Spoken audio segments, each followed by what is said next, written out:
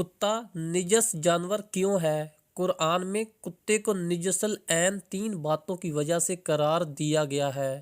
کتے کی وہ کون سی 3 فطرتیں ہیں جن کی وجہ سے وہ نجس جانور قرار پایا؟ پہلی فطرت یہ کہ وہ اس وقت جب اللہ تعالیٰ اپنی رحمتوں کا نزول شروع کرتا ہے، اپنی نعمتوں کی بارش کرتا ہے، وہ اس وقت اوندھے منہ پر کر سو جاتا ہے، یعنی ساری رات جاگتا رہے گا، اور نزول رحمت خداوندی کے وقت اس پر نیند کا غلبہ آ جاتا ہے۔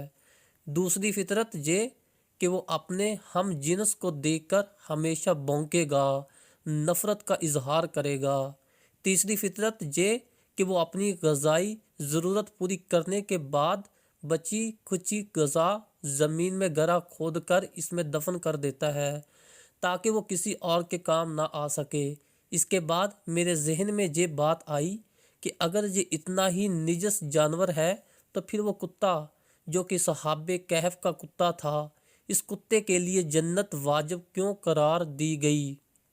اس کتے کے حوالے سے بہت سے مذاہب میں بڑے اختلافات پائے جاتے ہیں، مگر یہ بات اپنی جگہ کہ قرآن شریف میں اس کتے کے لیے جنت واجب قرار دی گئی ہے۔ اصحاب کہف کے واقعے سے پتہ چلتا ہے کہ ان کے ہمراہ ایک کتا بھی تھا جو ان کے ساتھ ساتھ رہتا تھا اور ان کی حفاظت کرتا تھا۔ یہ کتا ان کے ساتھ کہاں سے شامل ہوا تھا؟ کیا ان کا شکاری کتا تھا یا اس چرواہے کا کتا تھا کہ جس سے ان کے راستے میں ملاقات ہوئی تھی؟ اور جب چرواہے نے انہیں پہچان لیا تو اس نے اپنے جانور آبادی کی طرف روانہ کر دیے تھے اور خود ان پاک باز لوگوں کے ساتھ ہو لیا تھا، کیونکہ وہ حق کی تلاش اور دیدار الہی کا طالب انسان تھا۔ اس وقت کتا ان سے جدا نہ ہوا اور ان کے ساتھ ہو لیا۔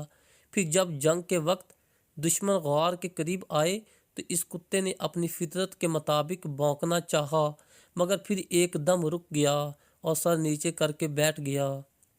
دشمن نے جب دیکھا تو وہاں سے یہ کہتے ہوئے گزر گئے کہ اگر جہاں کوئی ہوتا تو یہ جانور ضرور بھونکتا۔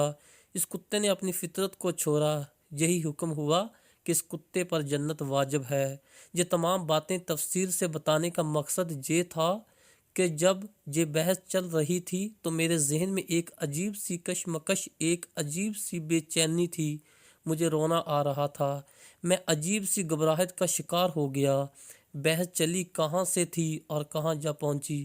میرے بے چینی کا سبب یہ تھا کہ وہ تمام فطرتیں، وہ تمام عادتیں جن کی وجہ سے کتے کو نجس العین قرار دیا گیا، وہ ساری فطرتیں، وہ ساری عادتیں تو مجھے کسی اور مخلوق میں بہت واضح نظر آتی ہیں۔ میں اس حقیقت سے نظریں چرانا چاہ رہا ہوں، مگر یہ سب اتنی واضح علامتیں ہیں کہ مجبوراً مجھے اس بات پر سوچنا پڑا۔